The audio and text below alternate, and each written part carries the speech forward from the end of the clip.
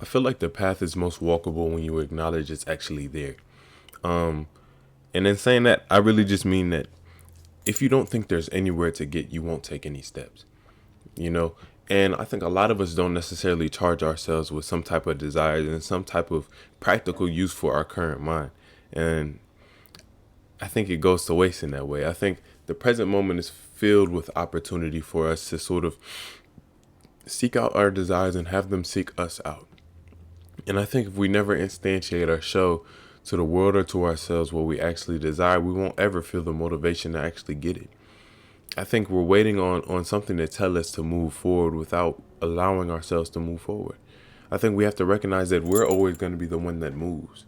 Whether or not someone tells you to move forward, it's you moving. And I think we have to give ourselves that sort of liberty. And recently I've been trying to move towards my own goals and aspirations. And I think what makes that easy isn't necessarily like the practical work that you do. It's the gratitude that you have for doing it. I think that a lot of us get a lot caught up in outcomes, caught up in tell signs of where we are without acknowledging things to be grateful for where we are. And we create this sort of position of lack with everything that we're doing. This position of, oh, I need to do this, then I'll feel this way. Or I don't feel this way, I'm going to do this until I feel. And I think if we learn to acknowledge the small gratitudes that we have, then any acquisition of anything will be that much easier. And I think in giving yourself something to look towards, not necessarily saying that you have to say, oh, I don't have that now and feel some type of way about it, but give yourself something to work towards, whether that be something internally, externally, anything. Then you're going to see a path to get it. I think our mind seeks out problems as easy as it seeks out solutions. And I think if we never give it something to quote unquote solve in a way, then it's going to start questioning you. It's going to start questioning what you're doing and what should I be doing? What value do I have here? Am I deserving of this? Am I deserving of that? Instead of the actual act of living your life. Life isn't meant to be questioned. It's meant for you to be curious. It's meant for you to question, not question yourself always. And that being said, I still think that introspection is important. I think that in recent times with my introspection, I've actually been trying to ask myself important questions about what funds my beliefs, what fuels my passion, my motivation to do anything, and most of all, what holds me back as an individual. And I think in asking ourselves these type of questions and actually permitting ourselves to answer and being honest with ourselves in that way, we're sort of opening a lot of doors to ourselves. And previously, I wasn't necessarily doing that because I thought to a subtle extent I found an answer, found an end, without, truly getting to the bottom of or healing what I needed to heal in order to be who I am. And, I think healing comes in phases. I think that we can heal parts. I think that, you can move forward with a certain thing, solve it, and continue to move forward and still have more to solve. And I'm saying all that to say that he who thinks the journey is over is the one that's truly lost. Not to say that we'll always be afflicted with the things that are holding us back, but to say that life is lived facing forward. You're always moving towards something, or things are always moving towards you, out of you, whatever. I think that life comes from you in a lot of ways. And I think that we have to recognize that we have to enable that. And we have to do it in a way that actually, creates a certain type of positivity where we are, a certain type of peace, a certain type of love, affection, a certain type of tranquility. Because if peace is created and not found, then we have to be the ones to create it. And I think it's not necessarily creation in proportion to what you view. I don't think it's creation in proportion to where you are. Because I think the reason that we stay where we are most of the times is because we're waiting on external change for internal change.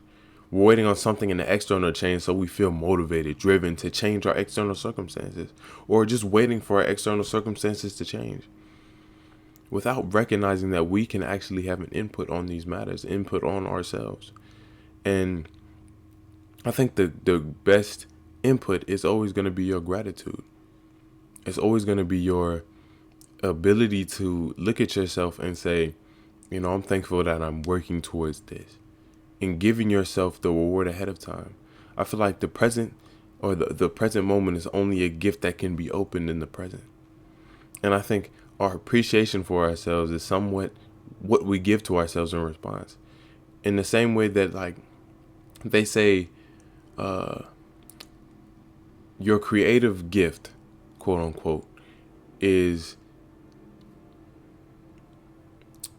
I don't know how to explain it, is given back in a way, or the way you express gratitude for what you have in that regard is by using it. And I think our minds, our capacity, our potential, ourselves is sort of the same thing. I feel like one of the ways to be grateful for yourself is to actually put yourself into some type of action, to actually either seek out more of yourself, or recognize it's already here, or to, I don't know, ask yourself important questions to see what it is you actually desire for yourself.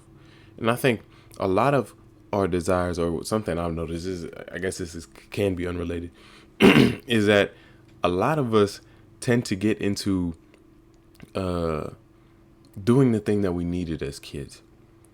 I think a lot of us move towards, our own healing in ways that we don't know. And I'm saying that to say that there's always something there. And I think that, even if we are to have like perfect childhood experience, perfect this, perfect that, our mind is programmed to seek out problems. And I think if we never address why it's seeking out certain problems in some ways, then we're always going to be on the back burner of our own attention and presence in the world. I recognize that in our, again, address of where we are relative to our goals, we lose everything that's currently here. Not in the sense that we aren't here, but in the sense that we're not actually able to appreciate what we have here. I think a mentality of lack cannot exist at the same time as a mentality of abundance. You can't think you have everything and think you have nothing at the same time. You can't love yourself and hate yourself at the same time. And at the same time, you can't act like you have a real desire for something unless you act upon that desire. I think a lot of things sort of begin when you start them. And it's not necessarily saying you have to start it in terms of like you open up your business immediately, but in a sense of you at least give yourself the mental capacity to believe that you can open a business, that you can do what you can with what you have, that whatever you do desire is achievable. And I think anything's achievability is as achievable as you give it to yourself, as you make it for yourself.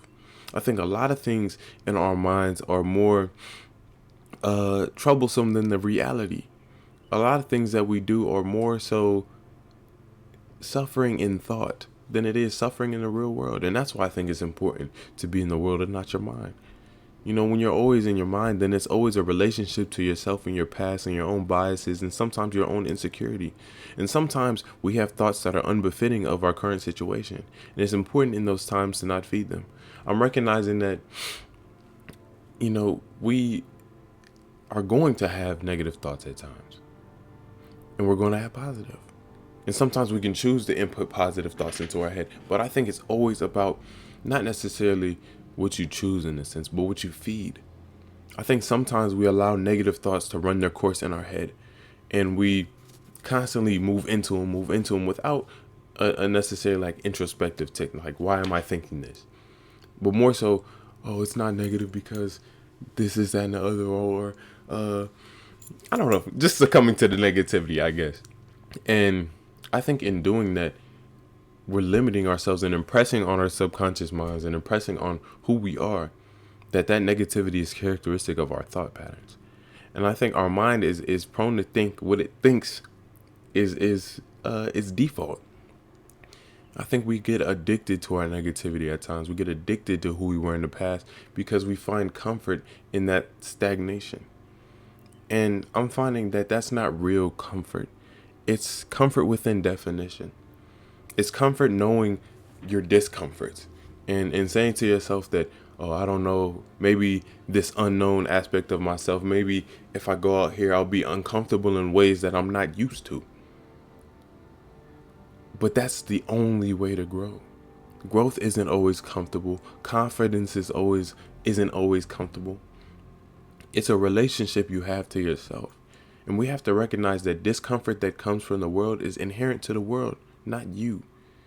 And I think as long as we can shift our perspective to accommodate us, and what I mean by that is being positive with ourselves, actually taking care of ourselves, doing what we can with what we have, then any type of discomfort we see in the world we'll recognize is not inherent to us. And it won't necessarily be felt in the same way. I think that a lot of negative emotions and the negative things that we see in the world have to be let in order to make you negative. I say a lot, I don't mean all. There are definitely things in the world that I think should bring about a negative feeling, quote unquote, at least in terms of our perspective of it. But I think when it comes to our perspective of ourselves, our perspective of our desires, and I guess our overall drive to do anything, we have to at first acknowledge that there is something to do. A lot of us are unmotivated, undisciplined, this, that. And I think it's because we don't have any real objective. You know, if you give yourself something to do, a lot of times it's easy to do. If you write out exactly what you need to do this, then it's just about doing it. And I think a lot of us have a lot of speculation because we think that, we're supposed to have every single thing found out before we can do this. Sometimes you have to figure out how to do things before you can do them. And I think that's just part of the experience. And I think it's in those times that we have to actually supply ourselves with some type of gratitude, affection, appreciation, and intimacy with the life that we live. So it doesn't have to be about your not knowing. And it could be about your learning. If we can learn to affirm ourselves for learning, for moving towards our goals, then our goals will be that much more attainable because we're not waiting on the end of it to give ourselves a gratitude. We're giving ourselves a gratitude for doing. And if we're able to do that, then it's like, ooh, I'll wake up, I'll do this because I could easily give myself gratitude for this. And I'm not saying we have to base our gratitude on certain action. I'm just saying an easy way to allow your action to breed gratitude within you. I think that we all should be grateful for being alive. I think that there's a million things to be grateful for that have nothing to do with you in the best way possible. Even if you do detest yourself to an extent, which I think nobody should, you can look outside and be like, I'm alive. That's something to be grateful for. Even if your current circumstances are bad, even if they are negative, being alive is a world of positive and negative, especially because positive and negative are just connotations we place on it. If there is negative, there's always potential for positive. And I think it's important to recognize that in our shortcomings, in our temporary defeats. I think a lot of us take a couple hits and say, ooh, this ain't meant for me. But it's what we want to do. And sometimes you have to take those hits to figure out how to dodge the next ones. It's not about how many times you're hit. It's about you getting up. And I know that's a cliche. And I know it is. But I think it's important. I feel like some of the most successful people are the people who, when they got hit, continued to stay and continue to move towards their own goals and aspirations. And I think when it comes to ourselves and our development, we are some people that should never give up on who we are. What's the point in giving up on the person that's here? What's the point in instantiating to yourself that you have no capacity for change and no ability to change, no ability to grow as a person, when you always do, as long as you give yourself the opportunity? As long as you're aware of anything, there's always room for change. There's always room for growth because there's always more avenues to see yourself through. I always think that a man sees in the world what he carries in his heart. I don't know who made that quote, but it's a beautiful quote. Because when we are feeling negative about ourselves, when we are living in some type of self-hate, self-deprecation, when we look out into the world, we only see reasons more to add on to that. Like if I don't like myself and I stub my toe, man, it's because I don't like myself. And I know that's a small example because I don't want to get into too much. But with anything, like that we relate back to ourselves when it has to do with the external world, a lot of times it's projection. And I think sometimes when it is us, when it is negative situations we gotten into, sometimes it's because of a lack of awareness caused by a lack of self-love, a lack of being able to actually care enough for yourself to look at situations for what they are and what they can bring. And I think it's a beautiful thing to be aware sometimes. And I know sometimes people think awareness is somewhat of a curse, because it can be. But I think it's only a curse, quote unquote, if it's flipped onto yourself in a negative way. Sometimes you have to show yourself who you are, because your mind is only primed to what you've been telling it over and over again. And sometimes we come from maybe household circumstances, etc., even our own mental attitudes sometimes are negative. And sometimes we allow them to be negative for so many years without recognizing that we have some type of control. And those are the times where we really need to show ourselves, both in our thoughts and in our affirmations to ourselves, and especially our actions. This kind of got off off the topic, but I think it does relate to the idea that we have to present ourselves with a goal and show ourselves that it's attainable by attaining it, and stop answering these questions ahead of our actual pursuit of the answer. All that to say, thank you so much for watching this video. I really do appreciate each and every one of you. Hope you guys are doing what you can with what you have, and learning to love the life that you experience, or at least loving yourself in the life you experience. Keep being here. Make sure you're taking care of yourself, doing what you can with what you have, and